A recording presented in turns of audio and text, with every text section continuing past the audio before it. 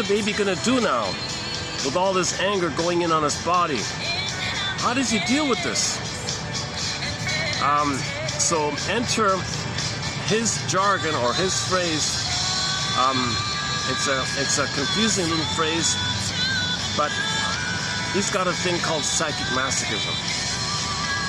Meaning, how does the baby cope with his anger and pain and shame and rejection and anger going in on his body? How does he deal with this? Who wants to be a passive victim of his own anger attack on his body? Is there any desperate thing the baby can do? Is there any kind of emergency trick the baby can do? Bergler says yes. He's going to libidinalize the pain. He's going to he's going to make it pleasurable. Now this chemistry of how that happens, I don't understand myself. How the baby can take the pain and make it pleasure. So he's going to he's going to think it's pleasure. He's going to fool himself in the brain's trick. No, it's pleasure. So he's coping. All that pain, I don't know what you're talking about. I like it. It's pleasure. What? That's the confusion. It's called psychic masochism.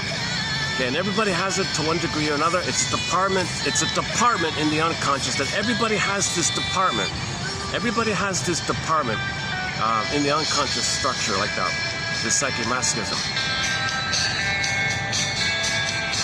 Okay. Where the baby deals with the pain by magically some disturbed chemistry thing going on. He denies the pain, maybe gets addicted to the pain, and maybe the addiction takes him to the uterus fantasies. He regresses to the uterus and he gets the blissful oneness of the safety because the pain gives you endorphins, so maybe he's getting the addiction. Bergler never talked about the chemistry of this thing.